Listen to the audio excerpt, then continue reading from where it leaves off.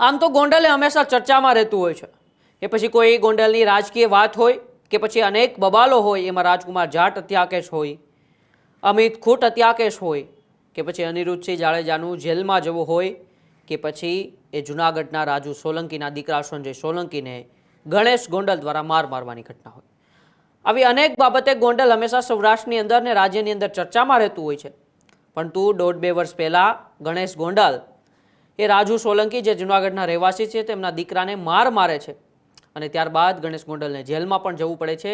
પરંતુ હમણાં થોડા દિવસો પહેલાં એ રાજુ સોલંકી એટલે કે સોલંકી પરિવાર અને જયરાજસિંહ જાડેજા એટલે કે જાડેજા પરિવાર વચ્ચે એક સુખદ સમાધાન થાય છે અને સમાધાનની અંદર સંયુક્ત એક પ્રેસ કોન્ફરન્સ યોજાય છે અને રાજુ સોલંકી અમુક એવા નામ આપે છે જે પછી રાજુ સખ્યા હોય, દિનેશ પાત્ર હોય કે પછી અનિરુદ્ધસિંહ જાડેજા, અનેક એવા એ સમાધાનની અંદર ખુલાસા થાય છે.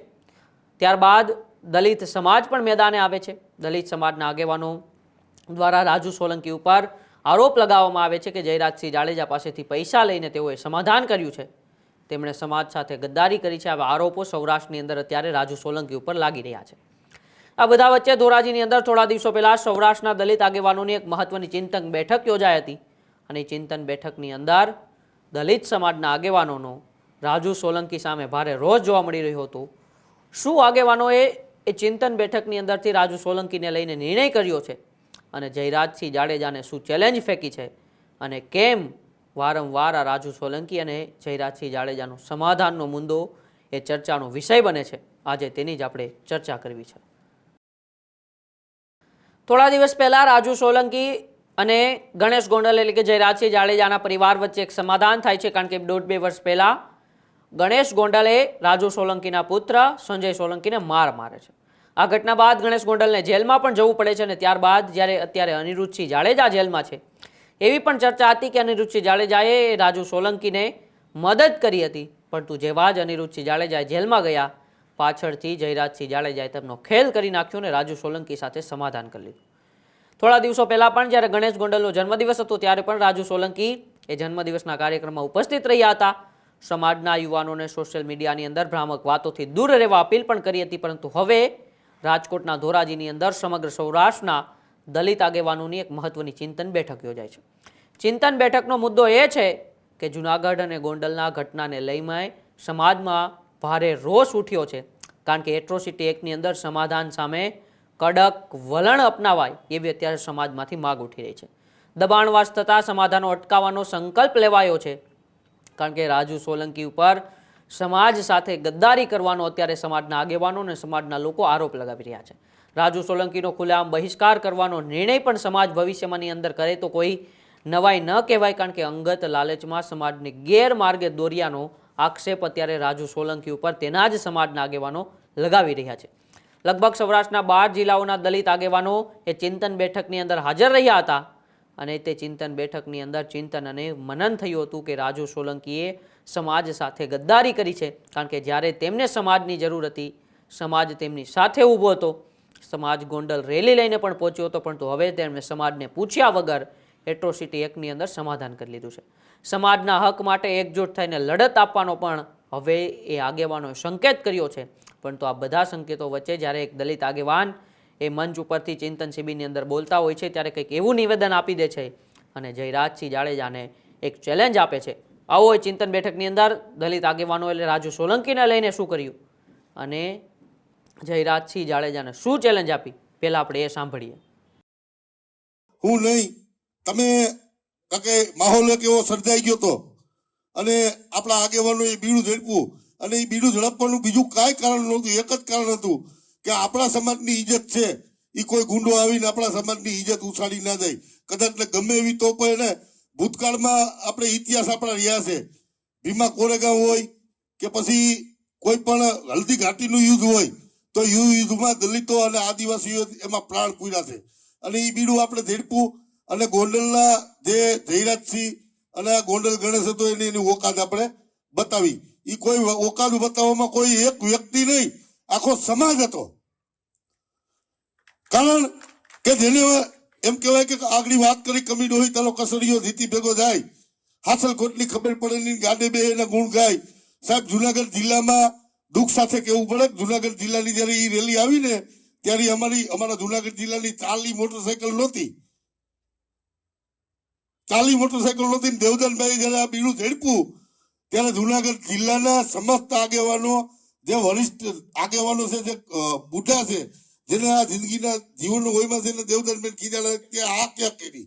પણ દેવદાનભાઈ નો એક મકસદ હતો કે ભાઈ જી હોય સામે જે વ્યક્તિ છે એ વ્યક્તિ આવી અને આપણા દીકરાને જુનાગઢ માંથી ઉપાડ્યો છે. જુનાગઢ એટલે મુમેન્ટની નગરી, જુનાગઢ એટલે મુમેન્ટનો જિલ્લો, અને આખા ગુજરાતમાં જુનાગઢ છે એ પ્રખ્યાત છે. આપણી ઇજ્જત જાય નહીં, આપણે એને વળતો પ્રહાર દેવો પડે. એટલા માટે સમાજના સ્વાભિમાન માટે કે હું લડું છું, એમાં તમારે સાથ સહકાર દેવાનો. પણ અમારા જુનાગઢ જિલ્લાની સાહેબ 40 મોટરસાયકલ નહોતી.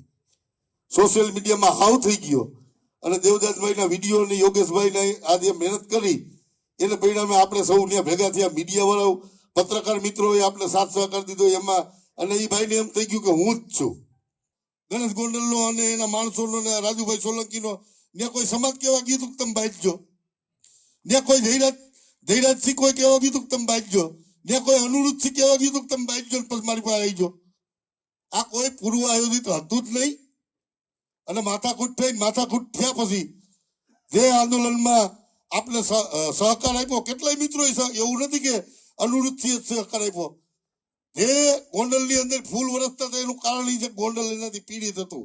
જેટલા પીડિત હતા એ બધા સહકાર આપ્યો, અને એની પાસે તો બીજું કઈ છૂટ છે એની આક્ષેપ સિવાય. અને જો કઈ હું તો જાહેરમાં કહું છું, આ મીડિયાના મંચ ઉપરથી મીડિયા વાળા મિત્રોને વિનંતી છે કે આ મારી એક છે ને સ્પીચ લઈ લઈ. જો ધૈરાજસિંહ એમ કેતા હોય, ગણેશ ગોંડલ એમ કેતો હોય કે આ બાબતે અમારે કોઈ લપડ સપડ કે લેનદેન કે લેતી દેતી થઈ નથી, તો હું આ જાહેર મંચ ઉપરથી કહું છું, ધૈરાજસિંહ જાડેજા આશાપુરાના મઢે જાય કચ્છમાં, ત્યાં માતાજીના હાથ ઉપર મૂકીને સમ ખાઈ લે કે મેં રાજુ સોલંકીને 1 રૂપિયો દીધો નથી, એટલે આખો સમાજ રાજુ સોલંકી ભેગો. આ ચેલેન્જ સ્વીકારી લઈ. ધૈરાજસિંહ એમ કહી દે કે માં આશાપુરાના સોગંદ છે, અમે કોઈ લેતી દેતી કરી નથી. એટલે આપણે આ છે ને આખો સમાજ જે નહીં આવે ને બાદ ફરીને આપણે લઈ જાવ આપણે રાજુભાઈ ભેગા. પગ તો ભાંગવાના જ છે, એ તો ફાઇનલ છે. પણ અમને એટલી ખબર પડે કે કદાચ ને મોત આજ આવતું હોય તો કાલ આવતું હોય તો આજ ભલે આવી જાય, પણ જે બાબા સાહેબનો ગદ્દાર છે, જે ગુનેગાર છે, એને ક્યારેય છોડવા. પછી હું હોય કે તમે હોય, કોઈ પણ હોય, બરોબર, છોડવાનો થતો નથી. તો એક દલિત આગેવાને ચિંતન બેઠકની અંદર કહે છે કે જયરાજસિંહ જાડેજા અને રાજુ સોલંકી એવું કહે છે કે અમારી વચ્ચે કોઈ પણ પ્રકારનો પૈસાનો વહીવટ નથી થયો. જો જયરાજસિંહ જાડેજા સાચા હોય તો આશાપુરામાં, એટલે કે એ તો ક્ષત્રિયોની ખૂબ જ આસ્થા સાથે જોડાયેલું મંદિર છે, કચ્છ ખાતે આશાપુરામાંના મઢે આવે અને હાથ રાખીને સોગંદ ખાઈ જાય કે મેં રાજુ સોલંકીને 1 પણ રૂપિયો આ સમાધાનનો નથી આપ્યો, તો આપણે માનીએ કે જયરાજસિંહ જાડેજા અને રાજુ સોલંકી સાચા છે. બાકી આ બાબતમાં હવે માનવામાં નથી આવતું તેવું એક દલિત આગેવાન કહે છે. સાથે સાથે એવું પણ કહે છે કે સમાજ સાથે ગદ્દારી કરી છે. જે સમાજે જ્યારે રાજુ સોલંકીને જરૂર હતી ત્યારે એ સમાજ તેમની સાથે રેલી લઈને ગોંડલ સુધી ગયો હતો. આજે સમાજ સાથે ગદ્દારી કરીને સમાજને પૂછ્યા વગર રાજુ સોલંકીએ પાછળથી સમાધાન કરી લીધું.